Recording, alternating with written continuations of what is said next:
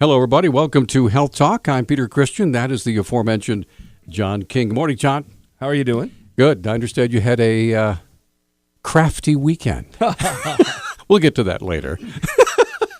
But this is Health Talk, and our guest this morning is Carla Doyle, a certified pediatric nurse practitioner. How you doing, Carla? I'm good. How about you? Welcome to the show. Thank you. Now, I actually promoted this program a few minutes ago by saying I've only been in radio 43 years, okay? And I can safely say I've never done a program that focuses on, shall we say, elimination. But we're going to do that today, right? Yes, we are. Because you're a nurse, and this is it's one of the things that happens in the human body, right? Yes. It's a very important thing that happens, and hopefully at least a couple times a day. Yes. So anyway, We'll probably learn scientific words for poo. It's going to be great. absolutely. So now, all kidding aside, so tell me the reason for the focus on this today.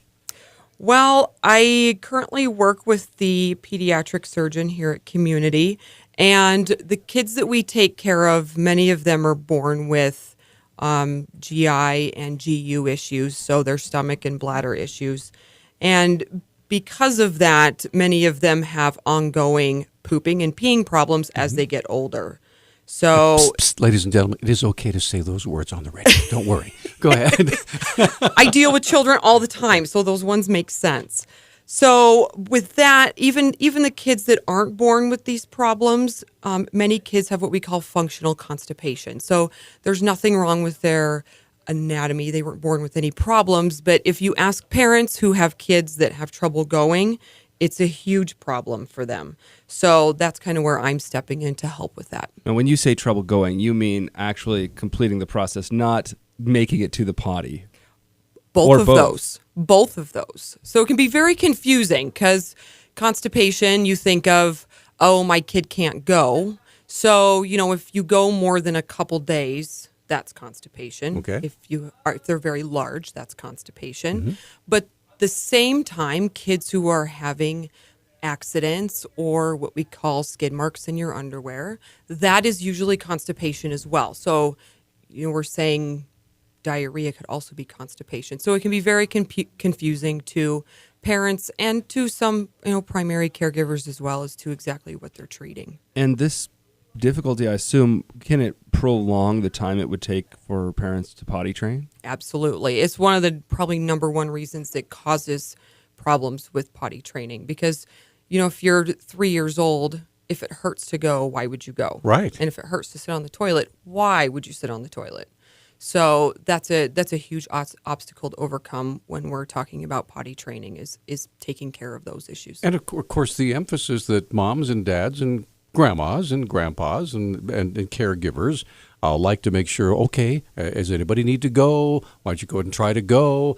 Because we need to be moving along here. Perhaps you're a little bit behind. And that can be tough on the kid. Mm-hmm.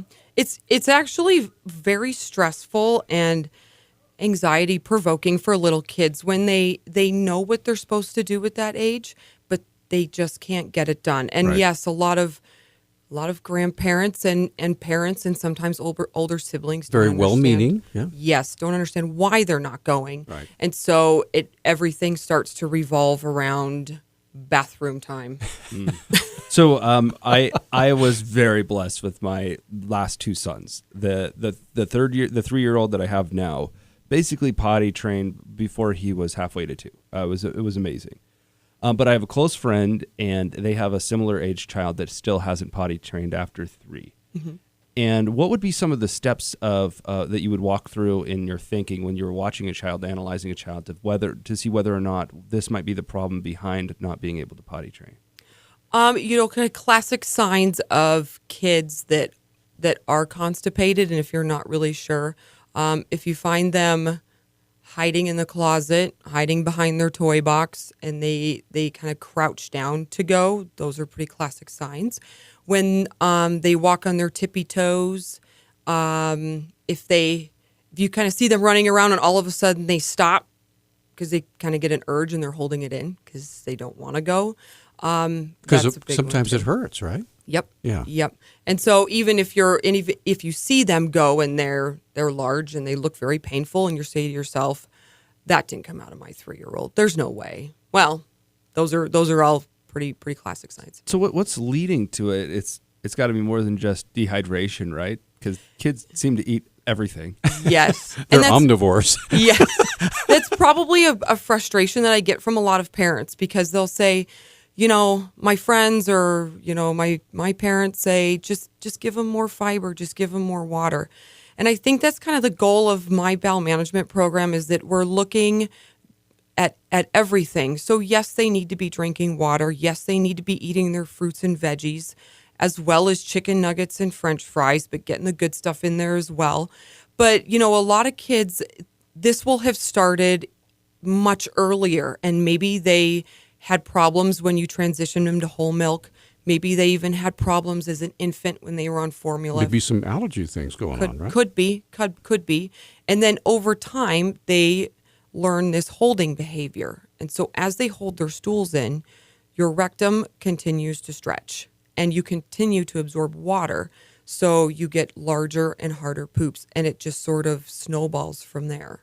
And then when they're a little bit older, they don't feel an urge to go. They don't realize they're having accidents, and their brain sort of churns off all of the normal sensations that you get when you feel like you have to go. So they hold it. Now it hurts. Now they don't know they've had an accident. Now we worry about them. They're in kindergarten. Yeah, they're socializing now, right? Yeah. And that's a big problem, is if they're going to get made fun of, they're embarrassed about having to change at school. And so it's a much bigger problem than we're going to give it credit for. Well, and for parents too, I mean, your bill is cheaper if your child is potty trained. There's just these little things that they're like big markers you're working towards, and that's a big one. So when it comes to the child and this problem, what percentage of kids are in a similar boat? Because it's not something you advertise to your friends and family, right? Right. The percentage of kids that have a really hard time with this, it's less than 10%. But kids that suffer from constipation at some point in their life is much more like 25%. So, and I think that number will continue to rise, just as other factors such as, amount of activity and, some of the diet choices that they have, we will continue to see some of those numbers go up. We're up against a break. 721-1290. Now, I know that out there in our listening audience right now, there are moms and dads and probably grandmas who are thinking, wow, why hasn't somebody talked about this on the radio before? Because it is a problem. So if you have a question, this is the lady that can help you. Carla Doyle, certified pediatric nurse practitioner, and she works at Community Medical Center with the pediatric surgeon. So there probably are no questions that she hasn't heard. Correct. Okay. Do you have a poo question too? Well, Yes. call us. We'll put you through. The poo line is open. 721-1290 is on. I can't wait to say line 1 occupied. We'll be right back. Okay, we are back on Health Talk. 721-1290 is our number, and I'm so glad that we have such a good sport in our studio right now, and this is Carla Doyle, certified pediatric nurse practitioner. We're talking about a very serious issue, especially with young moms and dads. And let's get Jay on the line. Jay, strap those headphones on there, Carlin. Okay, Jay, you're on with Carla Doyle. Go ahead. Hi, Carlin. My son has this problem. He just turned 4 years old. He's been on Miralax for probably about a year and a half, which I'm a little concerned with. We tried most of the things leading up to going to the Miralax, but none of that seemed to work, and it got dangerous, like 3, 4, sometimes even 5 days in between movements. The Miralax has worked quite well, but I'm looking for an alternate path if possible, just because I've heard that peristalsis can be affected by that. long term. Do you know if there's any truth to that statement? No, I haven't really heard that. How do things go when you're giving Miralax? Pardon me? Is he pretty regular on Miralax? He is pretty regular. I mean, my wife's been gone this weekend, and I give him a half dose. It's like 8.5 grams. I gave him that Saturday, Sunday, and this morning, and he hasn't gone, I think, since like Friday or Saturday night. My wife usually does that, so he has been pretty regular with it, but they're still very large. His doctor and my doctor both said that some children develop larger cavities. I guess it would be the rectum above the bowel, and then they can kind of grow into that. But he is pretty regular usually with it. One of the biggest concerns or complaints that people get with Miralax is that it just causes loose stools all the time. So one approach that we like to take is giving them more of a stimulant laxative to help them empty out that colon every day. So what you're talking about is him having a large colon and then growing into it. We like to try to reduce the size of that so that they don't end up holding more stool. So Miralax is okay if it works for you. It's fine to use it long term, but we like to use some of the more stimulant laxatives like chocolate X-Lax. Kids love chocolate. Most of them do really well with it. That seems to work really well for a lot of kids too. But if you're happy with Miralax, you can just keep using that. Okay, and how about long term with the fiber or the laxative, other laxatives? Is that okay too, or is it is okay? Well, thank you. They've done studies and it shows no change in their intestines as they get older. So it's okay to use both of those long term. Well, okay, well, thank you. You're welcome. Good luck, Jay. Thanks for the call. 721-1290, 1-800-568-5309. See, there are people out there listening in our listening audience right now, and we would invite you to call if your child is having this problem, or maybe your grandchild is having this problem. The phones are going nuts now, John. So here we go. Okay, well, I have the 3 lines. Do you want to go on the air or not? Okay, let me put you on hold real quick, okay? All right. Thanks for calling KGVO. This is John. Thanks for calling KGVO. Sorry we couldn't pick up. Please leave a message. We'll get back to you. Thanks for calling KGVO. This is John. Okay. All right. So. All right. Dan, would you like to go on the air? All right. Okay, we got a room. Okay, here we go. So let's put him. Okay, Dan. Thank you for holding, Dan. Sorry for the confusion. You're on with Carla. What's on your mind? I'm 75 years old, and I've had a lot of constipation problems. And anyhow, there's a doctor at the St. Pat's that told me to get on prunes, not prune juice. But these prunes are just super cool, and they really, really taste good. And it solved my problem. I tried all those other things and they don't do nothing for me. But I'll tell you, I swear by these prunes, and they really, really taste good. All right, Dan. Thanks for the call. Thank you. That actually leads into the question I had, because you were just talking with the caller right before. Dan was talking about the difference between X-Lax and Miralax, and then there's prunes. What do these different things do to us to promote the poo? So Miralax there's a couple different kinds of stool softeners and laxatives, and Miralax draws water into your intestines so you can go. Things like X-Lax is a senna-based laxative, the same senna that you find naturally occurring in some of our foods, and it's a stimulant laxative, so it actually helps your intestines peristalse and squeeze a little bit faster than they would on their own. Okay. Now prunes. There's an old TV ad: are 3 enough or 6 too many? How do you know how many to take? Or is it kind of a trial and error type thing? It is. And with the kids that I take care of that are more constipated than just your average run of the day kid, we give them more meds than more than just one. So it's just tapering up to keep them regular.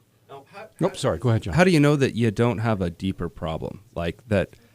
Yeah, you can make the kid go with medicines or with prunes or whatever, but there's actually something like Crohn's disease or ulcerated colitis or something behind the scenes that's causing problems? I'm glad you asked, because so the kids that we trial on these meds and we just cannot get anywhere with them, especially if they're still constipated, that's when you're probably going to earn yourself a trip to the inpatient pediatric floor. And that's where we're going to clean you out with more than just oral meds. So those kids are also going to get an x-ray test called a water enema. That's going to show us any abnormalities within your intestines. And that's the first place we're going to look for. We're looking for like a narrowing, sort of like how much large bowel you have. How does an enema show you these things? Is it a camera enema? I mean, No, it's a contrast solution, so that when we look at it on the X-ray, it really lights up things. Oh, gotcha. So you're looking that way. Now, can some of this be solved through surgery, or especially with a little one that young? For the kids with functional constipation, no. Typically, they do not need surgery. Okay. If it is a ongoing problem and they have failed every intervention, there are some surgical tubes that we can give them to help keep themselves clean. Kids that are born with problems such as Hirschsprung's or an imperforate anus, those things are usually corrected early on in infancy, and then we would manage them, as they get older. But there's other diagnostic tools that we have that are fairly new to pediatrics here in Montana, and one of them is called anal manometry. For the kids that have urinary problems, and interestingly, kids who have urinary problems, always having accidents, urgency, and the same things you see in adults as well, most of them are constipated, and most people don't realize it. So until you fix the constipation, you're not going to fix the urinary problem. why are they connected? Go ahead. They're in this just because they're in the same general area, and sometimes the pressure of the colon pressing on the bladder. They're also during embryology. Those cells are pretty closely related, so it's not uncommon to see problems with both of them. And so those further diagnostic tests that we have, I can learn a lot about how your bladder works and how your bowels work. And these are pretty specialized tests that we have in Montana. We're going to take a break. We'll be right back. 721-1290. Still four lines open. If you have a question, we'll be right back.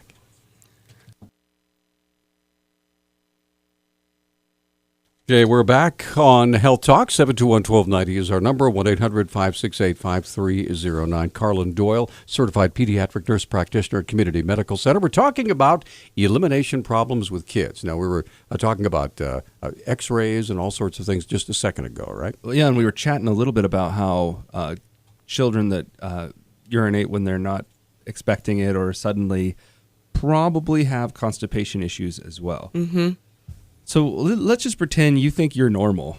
Your kid's getting older and they're not potty trained. At what point would a doctor be concerned? Well, kids can take a long time. Potty training, I would say by 4.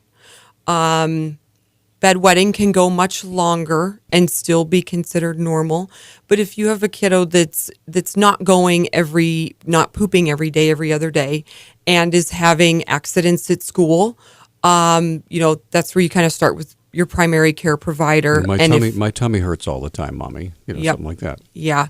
And so those things we can usually start treating with primary care. And if they're just not getting anywhere, then it's good to refer to us, and we can take a look at them. Now, as a parent myself, I've heard so many different tricks for potty training. Are there any scientific methods? Do you have the book? Do you know the secrets? Oh, boy. What dark wisdom do you have to teach us? We have less than a minute. Go. Oh, my goodness. It depends on the age of the kid, but definitely avoiding, fluids a couple hours before bed. And most of it is getting that brain up to speed with the bladder. So actually waking them up with the alarm. They have the alarms, and continuing to, every time that alarm goes off, they need to get up and go to the bathroom. That seems to be the best one. It's also the most disruptive to everyone else in the house. Okay. Now, tell us some contact information. How can we get a hold of you folks? We are myself and Dr. Beals is a pediatric surgeon. Our office is Peds Surgery and Peds Urology at Community. Our phone number is 327-4730. It's been a pleasure. Thank you. And thanks for you. being such a good sport. Thank you. You're terrific. Thanks. All right. And thanks again for joining us on Health Talk. We will have Talk back in just a moment.